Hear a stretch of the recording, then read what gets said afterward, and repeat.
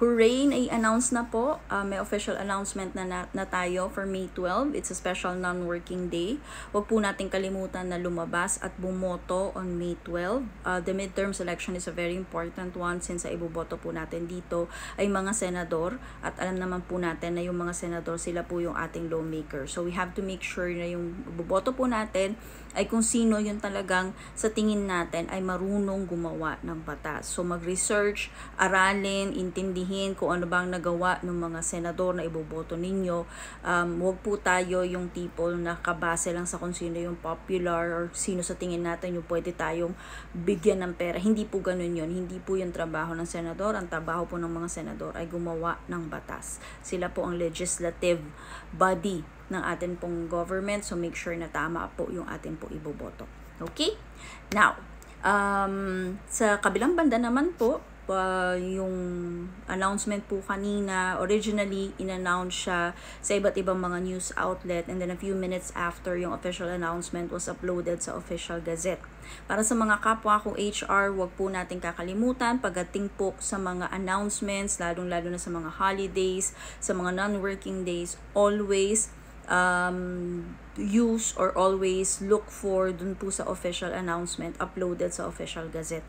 Yun po yung ating basehan. Hindi po yung kung ano man yung announcement ng kapitbahay ninyo o sinabi ng Rappler or ng ABS-CBN. Regardless ng kung ano yung sinabi nila, ang hahanapin po natin palagi is yung official announcement na naka-upload sa official gazette, sa website ng official gazette. Now, kung kunwari hindi nyo ma-access yung website ng official gazette, usually naman yan, once na na-upload na nila online or doon sa website nila yung announcement, sinishare naman nila yan doon sa kanilang mga social media accounts, sinishare yun ng official gazette.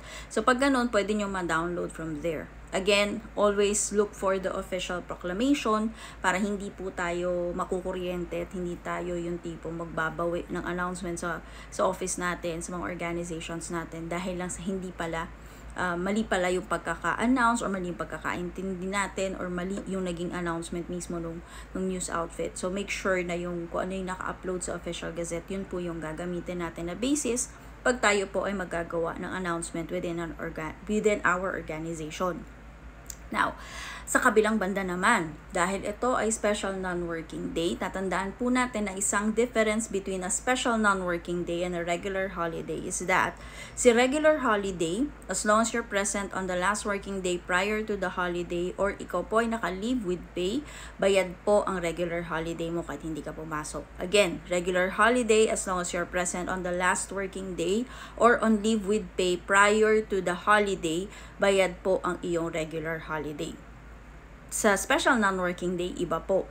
Walang pakialam si special non-working day kung pumasok ka ba or hindi the day before or the day prior or the last working day prior dun sa special non-working day. As long as hindi ka pumasok on special non-working day, yan po ay no work, no pay. Isang common misconception ng mga ibang HR at ibang mga employees is that pag monthly paid ka, bayad yung iyong special non-working day. That's not actually 100% correct.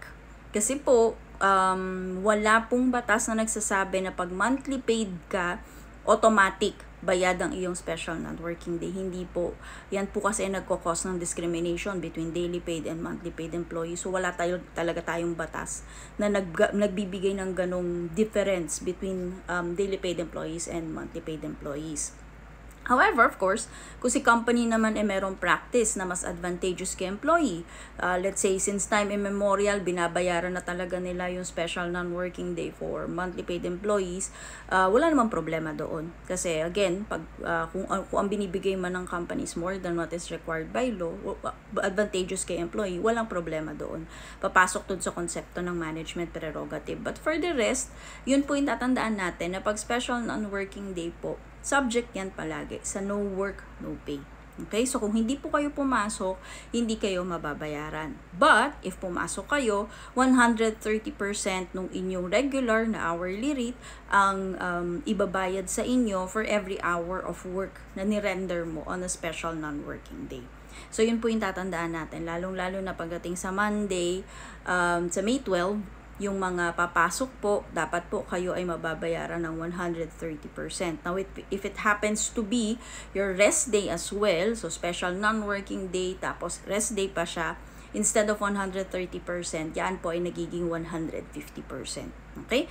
So, nandun na rin naman tayo sa usapan ng computation. Invite ko na rin kayo na kung kayo ay litong-lito dyan sa mga percentages na yan or gusto nyo makahanap ng shortcut ng kung paano ba yung mga computation, gusto nyo maging magaling sa payroll, paano ba maghawak ng payroll, I would like to invite you. We're going to have Basics of Payroll this coming Friday. Webinar po yan, Basics of Payroll Processing. If interested po kayo, punta lang po kayo sa FB page ng Uprush or email nyo po training-inquiries@uprush-sg.com or punta po kayo sa website namin, uprush-sg.com. Hanapin nyo po yung mga training calendars namin. Nandun po yung aming registration form para po doon sa Basics of Payroll Processing. Okay? Yun lang. Bye-bye!